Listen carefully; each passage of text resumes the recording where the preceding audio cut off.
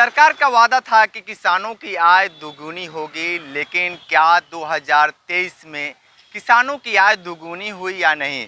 हमारे साथ हैं किसान नेता हैं और इनसे हम बात करेंगे कि जिस तरीके से सरकार के जो वादे थे किसानों को लेकर वो फेल है या पास है। ये बताइए, जिस तरीके से किसानों को लेकर आप लगातार संघर्ष करते हैं और लगातार किसानों की लड़ाई लड़ते हैं, लेकिन किसानों की आय अभी तक दुगुनी हुई है या नहीं? ये किसान है, इनसे मैं पूछ रहा हूँ आय दुगुना हुआ किसानों का कि नहीं? चलिए बात करते हैं। हाँ ठीक है, बोलिए। किसानों की आय दुगुनी हुई कि नहीं इस सरकार में? ये जो सरकार झूठ बोल करके आई थी कि हम अच्छे दिन लाएंगे और जो बाहर से पैसा है वो ले आएंगे, इसलिए जनता में बड़ा उत्साह था कि मैंने जो विदेश में पैसा रखा है वो आ जाएगा तो इस देश की स्थिति बड़ी सुधर जाएगी। वो हुआ नहीं, लेकिन किसानों के साथ इन लोगों ने जो धोखा किया, कहा कि आय को दुगुनी हो जाएगी। और हम माने खेती किसानी से जुड़े हुए हैं और हम आज तक नहीं समझ में आया कि आय दुगुना हो कैसे जाए। जिस खेत में हम माने जितना उत्पादन करते थे उससे कहीं दोगुना उत्पादन कर रहे हैं और पता लगा लागत और इसको मिला करके दोनों का हम आज भी संतुलन नहीं बना पा रहे।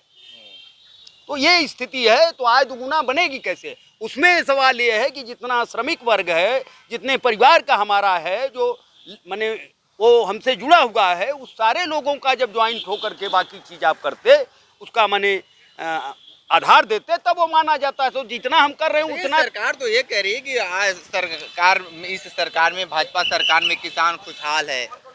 अब कौन खुशहाल है, क्यों आत्महत्या कर रहा है, ये उनका विषय है, हमारा विषय नहीं है। हमको समझ में आया कि आज़ादी के बाद और आज़ादी के इस दरमियान में सबसे ज़्यादा किसान आत्महत्या कर रहा है। तो उसकी वजह क्या है? बुनकर आत्महत्या कर रहा है, कामगार आत्महत्या कर रहा है, तो कोई तो वजह होगी। ऐसा तो नहीं है कि माने ये पैसा जितना मेहनत कर रहे हैं वो जा कहाँ रहा है, ये विषय है। और जो मान लीजिए 10 बीघा के हैं, उनके 3 बच्चे हो गए तो 3-3 बीघा माने उसी में श्रमिक हो, वो लगातार उनका आय घटता जा रहा है। उनके पास पढ़ने का पहले 10 रुपया में विद्यार्थी आता था, पढ़ लेता था। आज वो 5,000 6,000, वो किसान का बच्चा आज पढ़ भी नहीं सकता, तो आपके पास उसका भी नहीं। दवा कहीं भी चला जाए, एक बार अस्पताल में चला गया तो 2-4 लाख को कहाँ से प्रबंधन करेगा? तो ये सारी कठिनाइयाँ हैं। ऐसा नहीं है कि केवल इतना ही है, आय कहाँ से दुगुना कर? वो बीमार हुआ तो उसका गिरवी रखना ही, तो आय दुगुना हुआ कैसे? वो और आईएएस बताएंगे कि आय दुगुना कैसे होती है। आप उसमें जब किसानों से बात करेंगे, किसानों को ले जाएंगे, उनसे जब ये करेंगे तो कितना लगता है, लागत लगता है, कितना माने मेहनत की जाती है, वो समझ में आएगा ना। भाई साहब, 50,000 किसानों का कर्जा माफ करने के लिए बोले थे ना योगी जी? हम नहीं कर सकते, हम किसी के ऊपर कहे थे ना 2017 के चुनाव में। अभी कितने भी किसानों का कर्जा माफ नहीं हुआ और 10 बार आधार कार्ड, पैन कार्ड सब मांग के बैंक वाले रख लिए अपने पास। आप कह रहे हैं कि हमको कुछ दोगे तभी माफ करेंगे ना? हाँ, भ्रष्टाचार है क्या है सरकार? नहीं, किसी को भ्रष्टाचार नहीं। भ्रष्टाचार इसको क्या कहेंगे? इसको भ्रष्टाचार नहीं कहेंगे। हाँ। कि आप कह रहे हैं 50,000 1 लाख माफ कर दिए किसानों का। अभी मैं बता सकता हूं कि अभी भी माफ नहीं है। अभी किसानों का कर्जा माफ नहीं है, अंदर दबा के रखे गए हैं। अब बताइए, दूसरी सरकार आएगी तो कहेगी ना कि हमको दो, ये वो लड़ रखे हैं। भूमि अधिग्रहण का जो मसला था, 750 से ज्यादा किसान मारे गए। उसके बाद आपने कहा कि जो है माने हमसे गलती हो गई, हमसे भूल हो गई, हमें माफ कर दिया। और कहाँ भूमि अधिग्रहण रुक गया बता दीजिए?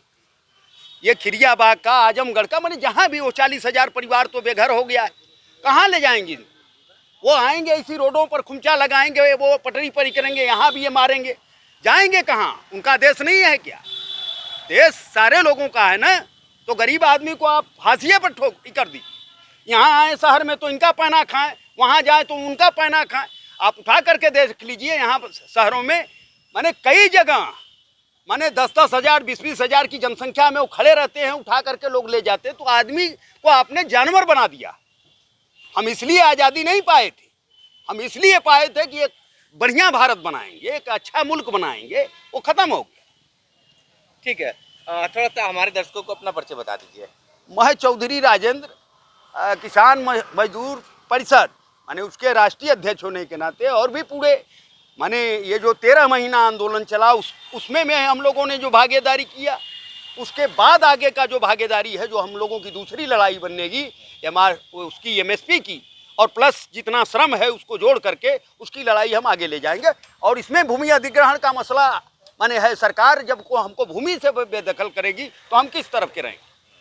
ठीक है, तो आप देखें किसान नेता बहुत सारी बातें बताए हैं, सरकार को घेरे भी हैं कि ये सीधे तौर पे कह रहे हैं कि किसान खुशहाल नहीं है, लेकिन सरकार जिस तरीके से वादे कर रही है कि सरकार हमारे सरकार में खुशहाल है, लेकिन कितना ये बात सच्चाई है देखना दिलचस्प होगा। तो हमारे साथ बने रहिए न्यूज बकेट के साथ में, दीजिए इजाजत, नमस्कार। पेश है न्यूज बकेट हिंदी मासिक पत्रिका। पढ़ें इस महीने की पूरी खबर विस्तार से हमारे न्यूज बकेट की मैगजीन में। हमारी ई मैगजीन को मुफ्त में पढ़ने के लिए अभी लॉगिन करें www.newsbucket.in पर। इसके अलावा रोज की ताज़ा खबरों के लिए हमारे YouTube चैनल को तुरंत सब्सक्राइब करें।